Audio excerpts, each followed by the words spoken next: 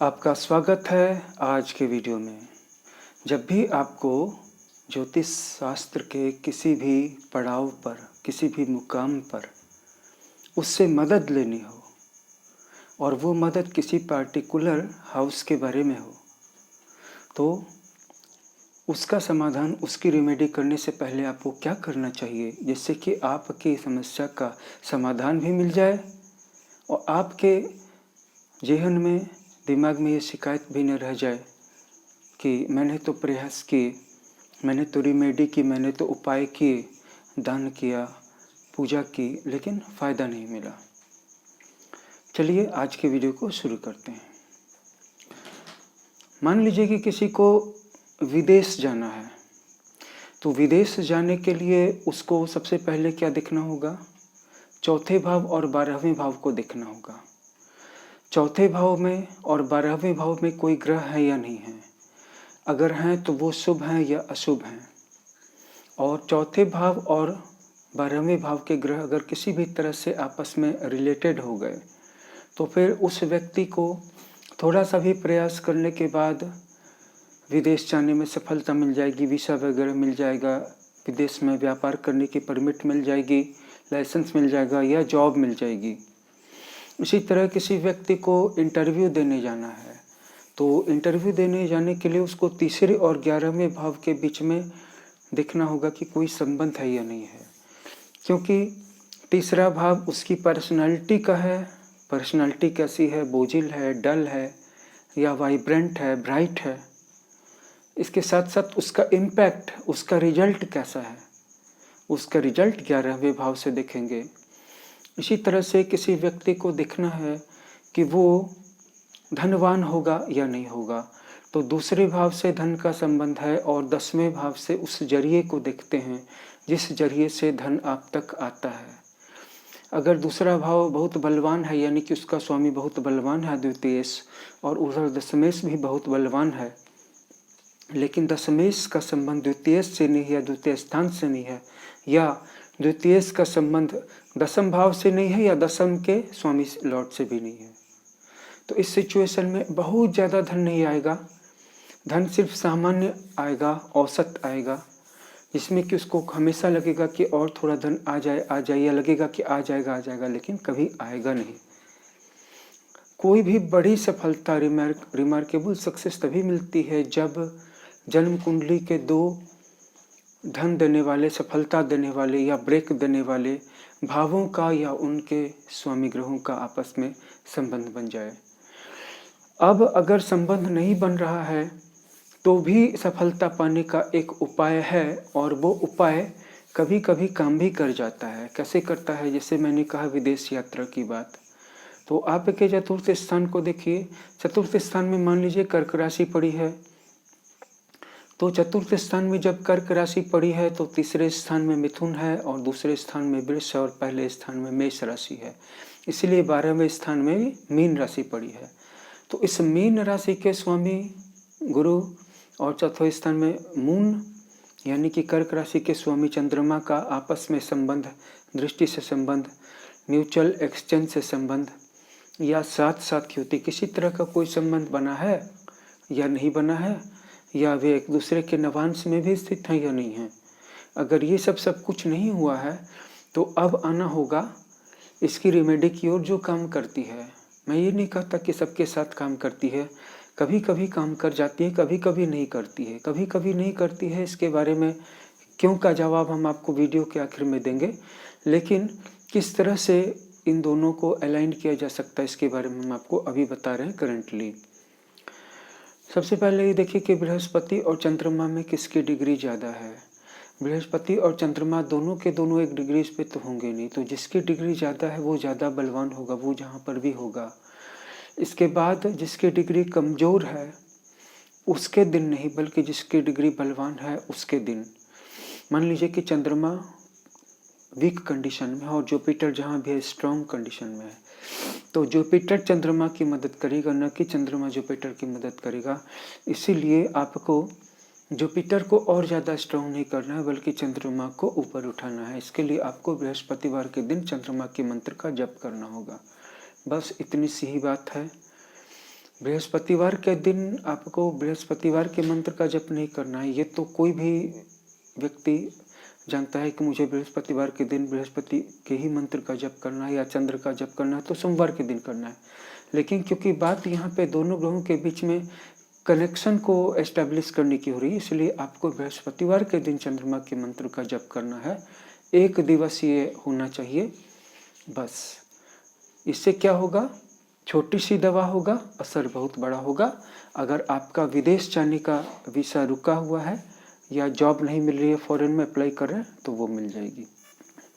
बात कर लें, किसी को धन चाहिए, धन किसी भी तरह से चाहिए, जॉब के द्वारा चाहिए या फिर लॉटरी के द्वारा चाहिए या फिर आकस्मिक तरीके से कोई रुका हुआ धन, उधार दिया हुआ पैसा वापस आ जाए या किसी के द्वारा मदद मिल जाए, ऋण मिल जाए या फिर किसी भी रूप में कोई व्यापार चल निकले, तो इसके लिए आपको पहले ही बता चुका हूँ इस वीडियो में कि द्वितीयेश और दशमेश इन दोनों का संबंध होना चाहिए।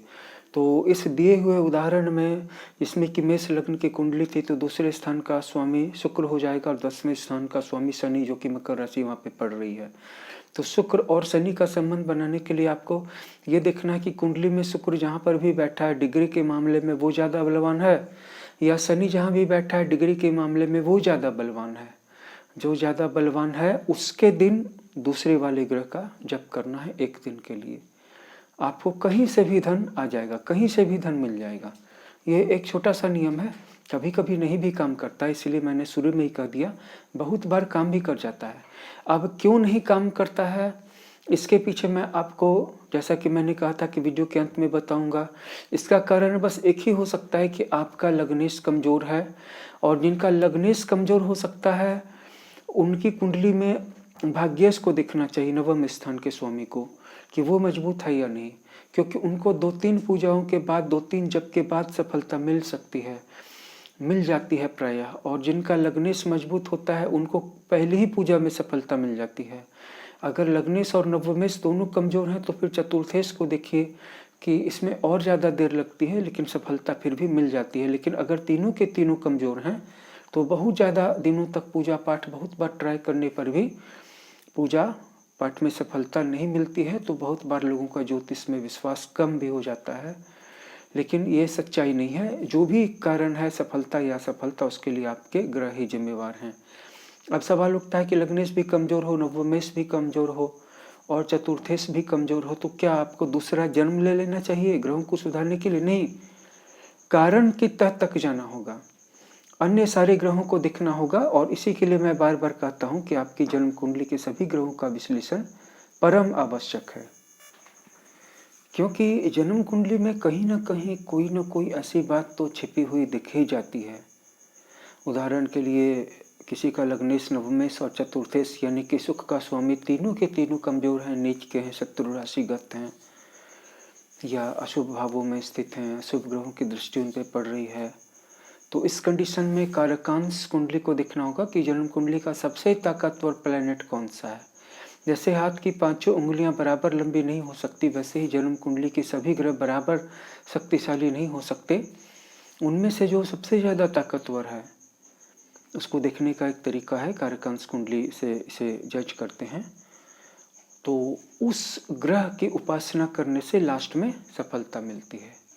तो इस वीडियो में इतना ही। अगर इस वीडियो से आपको कुछ यूजफुल इंसाइट्स मिले हों तो ज़रूर मेंशन कीजिएगा। और अगर आपका अपने होरोस्कोप के बारे में कोई सवाल हो, कोई क्वेश्चन हो, कोई जिज्ञासा हो या उसकी एनालिसिस कराना चाहते हों, एनालिसिस कराना ही मेरे ख्याल से बेस्ट ऑप्शन है, क्योंकि यहाँ पे हम ये काम कोई हाल से कर नहीं रहे हैं, ये काम हम कई दशकों से, कई डिकेड्स से कर रहे हैं। इसलिए हमारे पास जो एक्सपीरियंस है या जो इंसाइट है, इसमें अगर हम आपकी जन्म कुंडली के बारे में थोड़ी सी भी बातें आपको बता देते हैं, चाहे आप 500 रुपये वाली फीस पेड कीजिए, चाहे 1100 रुपये वाली या 2100 रुपये वाली, उसके बाद आपको जो गाइडेंस मिल जाती है वो आपको कहीं और नहीं मिल सकती है।